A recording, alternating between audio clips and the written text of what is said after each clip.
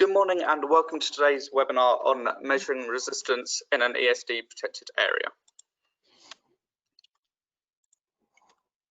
My name is Tim Hacker. I'm the Regional Sales Manager for Desco Europe and I'm one of two presenters today. I'm also joined by Vaughan Callan, the Desco Europe European Sales Manager. Good morning, Vaughan. Morning, Tim. Morning, everybody. As Tim said, I'm one of the co-presenters. I'll be doing some demonstrations on the use of our digital surface resistance test kit. So I'll see you later. Thanks, Tim. Thanks, Vaughan. And also on this call is the Desco Europe Brand Manager, Stephen Burns. Good morning, Stephen.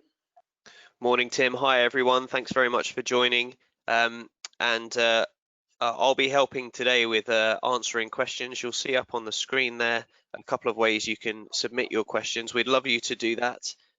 We've got a lot of content to share with you, but we'd also love to be answering your questions.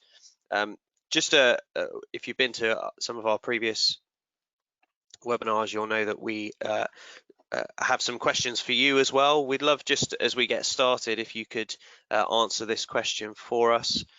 For yourselves, how often do you carry out periodic verification of grounded product? So that's things like flooring or the bench mat or carts, anything that can be grounded.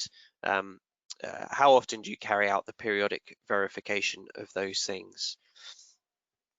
If you could answer that question, that would be really helpful. Thank you very much. And just to say, we'll, as you submit your questions, please do that through the webinar. We'll have a time at the end of the webinar to answer as many as we can. Any that we don't have time for, we will certainly follow up by email.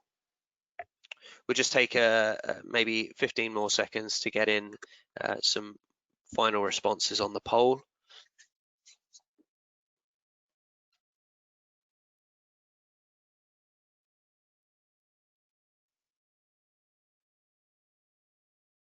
That's brilliant. Thank you very much, everyone. Tim, I'll hand back to you. Thanks, Stephen. So during this webinar, we'll look at the resistance requirements for an ESD control plan, at the different meter types and features of these meters that can perform these tests. And a little later in the presentation, Vaughan will be providing us tips and techniques for resistance measurements. So now we'd like to look at the two most common types of resistance measurements, and these are the point-to-point test, which is also known as RP2P, and this is carried out using two 2.5 kilogram probes, and they're placed roughly 30 centimeters apart. Now in between the two probes you can see that there's a spacer, and this just makes sure that they're at the optimum distance between each other. And the second test is a resistance to ground test. And this is carried out with one of the 2.5 kilogram probes, and the second lead, which is a shielded lead, goes to AC earth or to ground. Now, this is table 2, which is taken from the European standard, which is found on the IEC website, which we provided a link to at the top of this page here, or the slide here on the PowerPoint. And I'd like to draw your attention to the green boxes. Now there's the product qualification for a wristband, which we should test the interior of the wristband, which will measure at equal to or less than 1 × 10⁵ ohms. There's also an exterior test that should be performed, and this should measure at more than 1 × 10⁷ ohms. And there's also a compliance verification test that should be performed, as you can see on the right-hand side of the table there in that green box. And this should measure at less than 3.5 × 10⁷ ohms or 35 megohms. And now this is table 3. Again, this is taken from the European standard. And this shows the product qualification tests and the compliance verification tests that should be carried out on, with the measurement readings. Now, all of these tests on the equipment in the green boxes, so the working surfaces, the wrist strap bonding point, flooring, seating, static control garments, and groundable static control garments, can be carried out using the surface resistance meter kit. And as you can see, that these resistance measurements are a huge part of the European standard.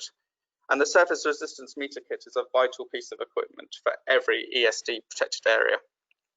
Now, there is a lot of information on this slide, and like we do at the end of webinars, we will provide a copy of the PowerPoint after this webinar.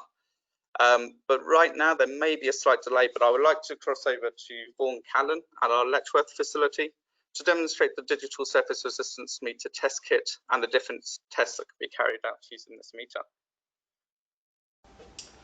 Right, thanks Tim, and welcome to demo time. Today we're going to be looking at those tests that Tim was talking about earlier on, which is all using our surface resistance test kit, or our resistance kit.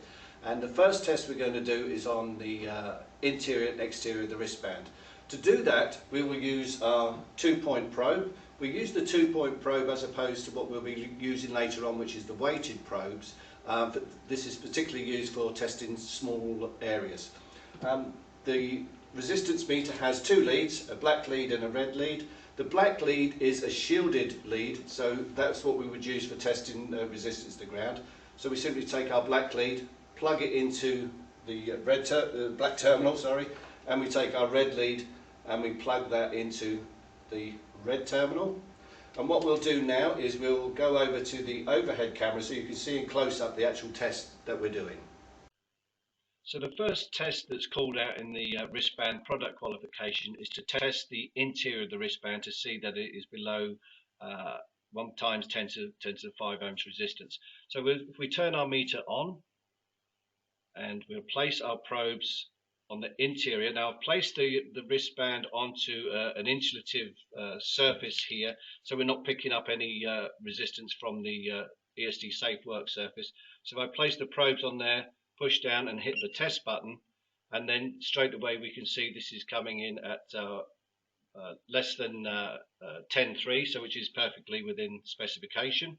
And then if we do repeat the test, and we go to test the exterior of the wristband, and once again push the probes down, push the button. What we're looking for is greater resistance greater than 1 × 10.7.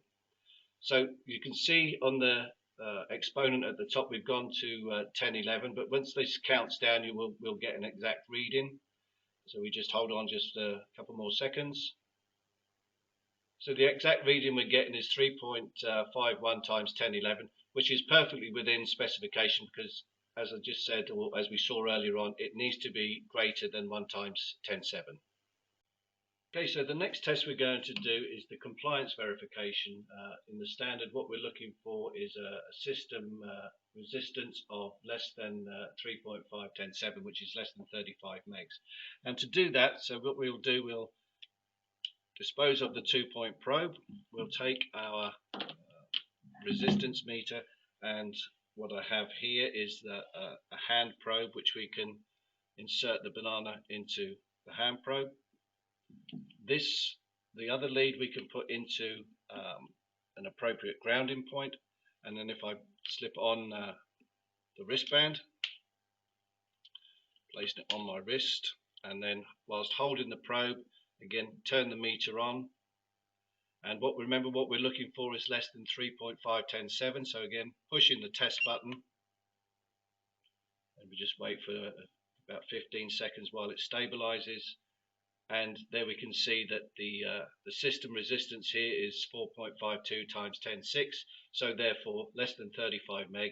So this wristband set is in compliance with the European standard requirements. Right, so now what we're going to do is look at the working surfaces, so we can dispose of the hand probe, and we'll move the wrist strap out of the way, and I'll get rid of the insulative surface cover. So what we're looking for now, there's 2 tests that's called out for on the product qualification, which is resistance point to point and the resistance to grounding point.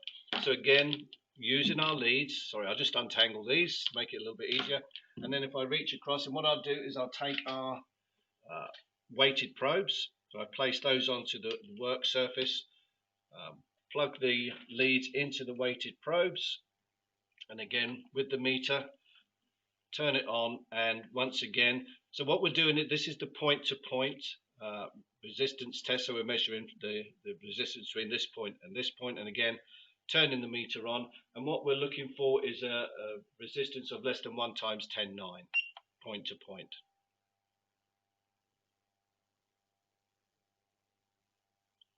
And there we have it. So this is measuring out at 2.70 times 10.6. So once again, well within specification, so because it's below the 1 times 10.9. The next test that we move on to is the resistance to grounding point. So if I remove the lead from this weighted probe, and I'll just move that out of the way for a second, and here we have the grounding point on the work surface. If I plug that into there and again hit the test button,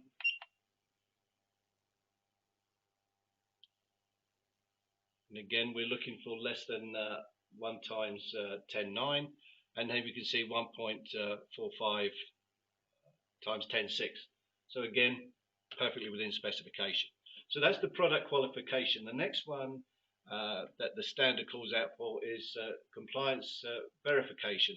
So that would be the test that we need to do to test from a point on the mat to the grounding point. And now what I'm going to do is use the black lead. Remember the shielded cable, so there's no interference. And I'm going to plug that into ground here. This is all grounded back to AC ground. Once again, hitting the test button and waiting for the stabilization period.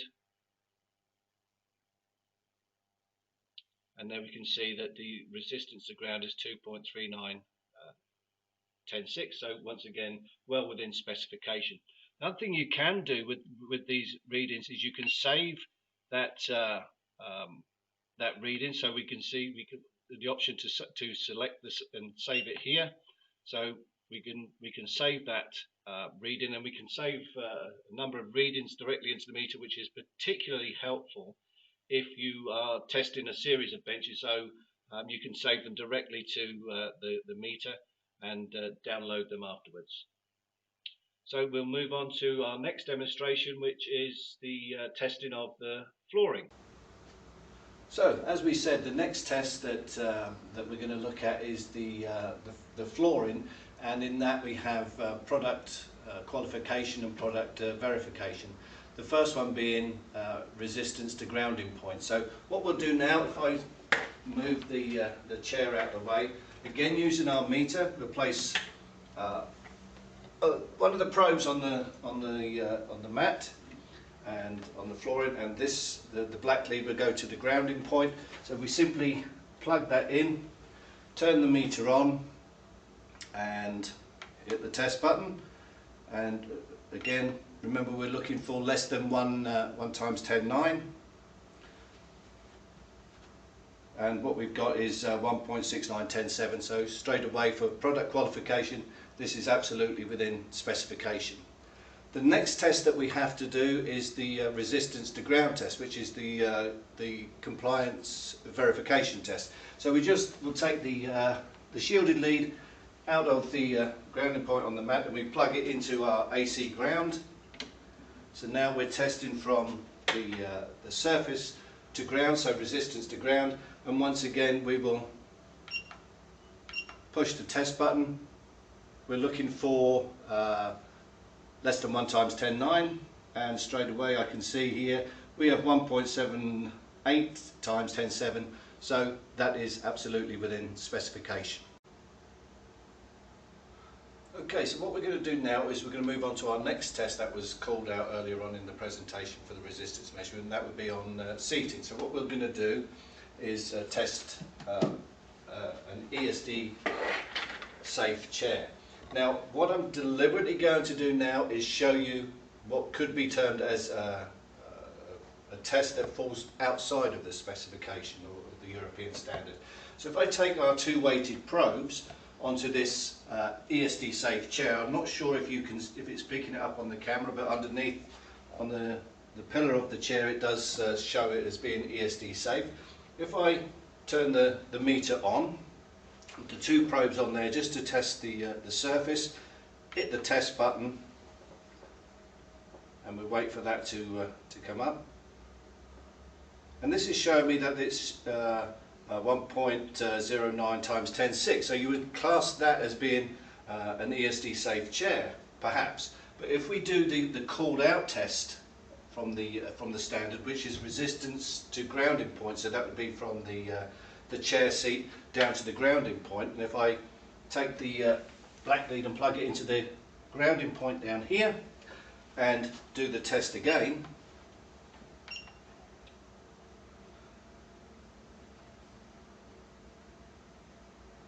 now I can see that this is higher than 1 times 10.9. We'll just let it stabilise and give you the exact reading.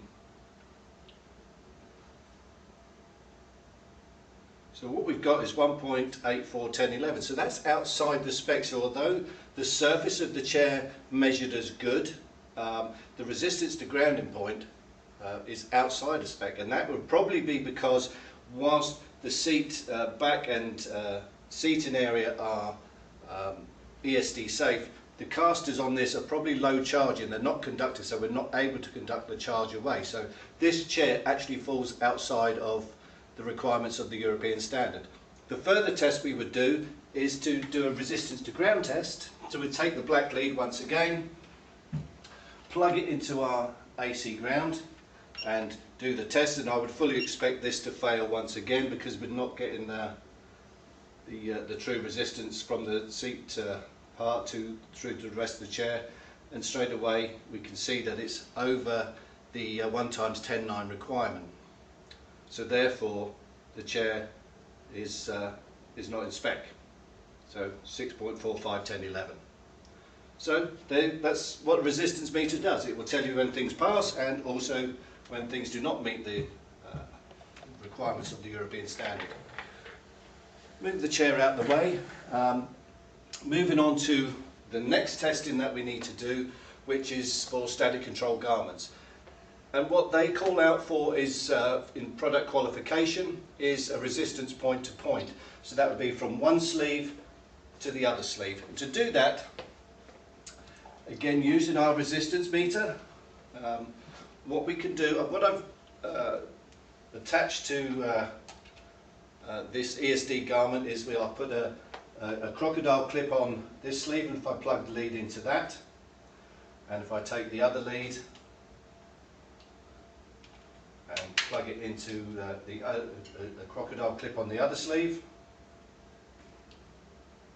and I'll see if I can get as close to the camera as I can for you, and hit the test button, and what we're looking for is the resistance point to point, so sleeve to sleeve on here, and we're looking for less than 1011, and what we've got here is 8.7210.6, so perfectly within specification.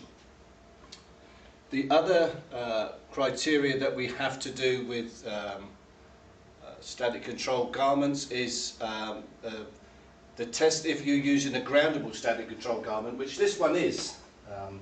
So what we can do here is on the side of this garment we have a snap stud that you can see, which instead of wearing a wristband you can attach your grounding cord to here.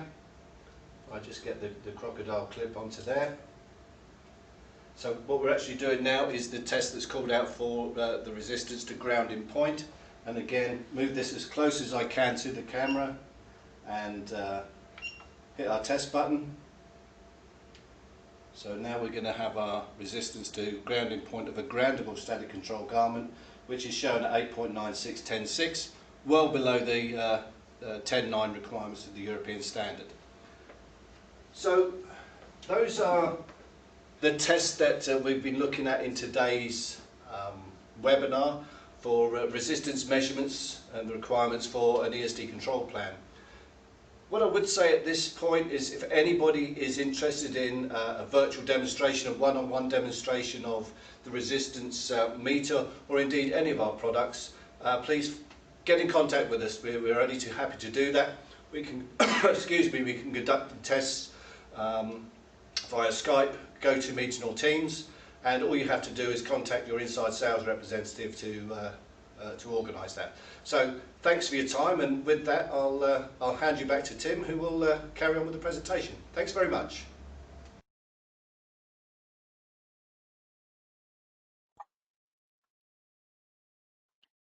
Thanks, Vaughan. So There are a number of different resistance meter kits that are available, and you can see on your screen now we have a small selection. So starting on the left-hand side is the resistance checker, and this determines a resistance value of a material within 2 decades. So for example, 10 to the 7 ohms to 10 to the 8 ohms, or 10 to the 8 ohms to 10 to the 9 ohms. Now this unit has an accuracy of plus or minus half a decade. Moving on to the second unit there in the middle is the analog surface resistance meter kit, and this determines a material within 1 decade, such as 10 to the 6 or 10 to the 7 ohms, and also has an accuracy of plus or minus half a decade. Now these meters are great for quick checks while walking around the ESD protected area, but what we like to focus on is the digital surface resistance meter kit. And this is a test kit that is fully compliant with the European standard. And we're going to have a look at this one in a little bit more detail now.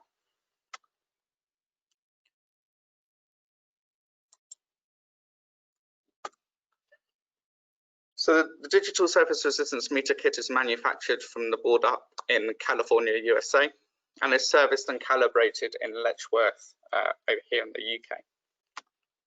Now, the unit has a stabilization mode. During this mode, the tester will default to either a 10-volt test or a 100-volt test. And as you can see on your screen at the moment in the image on the left-hand side, that's a 100-volt test. And the 10-volt test is used for conductive materials. The 100-volt test is for conductive, dissipative, or insulative materials. And the operator can perform a quick test, so bypassing the stabilization mode by pushing the test button a second time, while the stabilization bar is on the screen of the unit. Now there's a large OLED display which displays the test result, the relative humidity, the temperature. Now this one on your screen is in Fahrenheit, but you can change that in the settings to Celsius. It also tells you whether it's a 10-volt test or a 100-volt test, and the battery life of the unit. Now, the bottom of the screen shows the features of each button. So the middle button is the test button, the one on the left-hand side is for settings, and the one on the right is memory. And there's exponent LEDs for quick checks, so you can have a look to see if the material is conductive, conductive dissipative, or insulative. And these are color-coded as well. So if it was conductive, you're looking at an orange light. If it's conductive dissipative, you have a green light. And if it's insulative, the light on the top is red. And the digital surface resistance meter has an internal memory with the capacity to store up to 100 measurements. Now, this is really beneficial, as most testers, the operator would have to carry around a notepad and pen and manually write down all of the test results that they are taking when they're walking around the facility. Now, as the meter stores the measurements, there's no need to manually write anything down. You can save these test results in the unit. And for an example, if we go back into the memory, on the right-hand side on the top, there's M001. You could label your benches up to say which number or which saved test result is in there compared to that bench. Now, and the information that is stored for each test is the resistance measurement, the temperature and humidity values, and the test voltage, so whether it's a 10-volt test or a 100-volt test. And the unit is powered by 4 AA alkaline batteries. And I'd like to just reiterate what Vaughan said at the end of his demonstration. And we are offering online demos. So these are one-on-one training or demonstrations of our products. And these can be carried out via GoToMeeting, Skype, Microsoft Teams, or Zoom.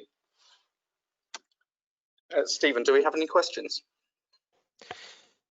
Thanks, Tim. Yeah, we've had a few questions. Actually, before we get into the questions, we're first of all going to put up a second poll. It would be great to get your response to. Both Vaughan and Tim have mentioned about our virtual demo capability. And of course, as we've said, this is a tester that can conduct all sorts of tests within your ESD protected area. So if you'd like a one-to-one live demo, a more in-depth demo, just with yourself, where you can ask questions as we go, all of those kind of things, then feel free to respond as such on this poll. The questions that we've had some brilliant questions, and in fact, some of them are pretty technical and getting into the science of it. So we're really not going to be able to answer that in any meaningful way here. We do have a couple of questions which I think would be helpful for everybody and we'll be able to answer more quickly. So we've mentioned, Tim, you mentioned earlier on that a couple of our testers will switch between the test voltage, 10 volts to 100 volts. So the question is, which test voltage should I use for my matting? And the answer is really, the standard says that the test voltage you use is dependent on whether the material is conductive or dissipative. So if it's conductive, you can use a 10 volt test. And if it's dissipative, you use a 100 volt test. And that's because of you need the higher test voltage with a more dissipative material to get the accuracy of the reading. So that's, to answer your question, depending on what type of matting you have, it depends on the test voltage. And this is really why we have that auto switching feature on our digital surface resistance meter. So you don't need to remember, as soon as it goes above a certain threshold, I believe it's 10 to the 6 ohms, it will automatically switch to a 100 volt test so that you are performing the compliant test.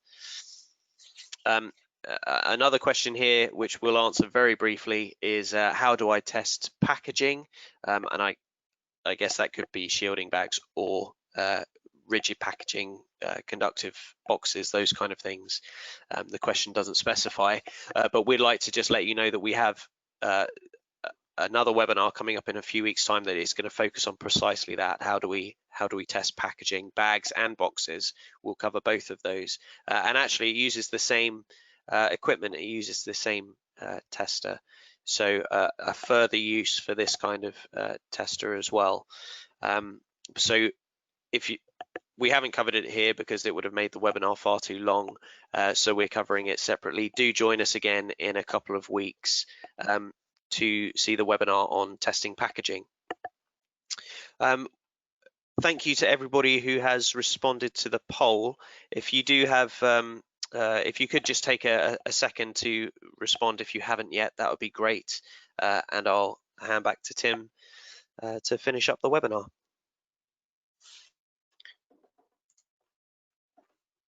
Thanks, Stephen. So on your screens now is my contact information. We've also provided some more resources, such as the IEC website, where you can purchase and download the European standard. And there's also a link to the Desco Europe website as well, where you can have a look at some more information for you. If you do have any other questions that come to you after the webinar, please don't hesitate to contact us, and we'll happily answer any questions you have, ESD related questions you have. But thank you very much for your time, and we hope that you can join us next week, which I believe is on packaging in the ESD protected area.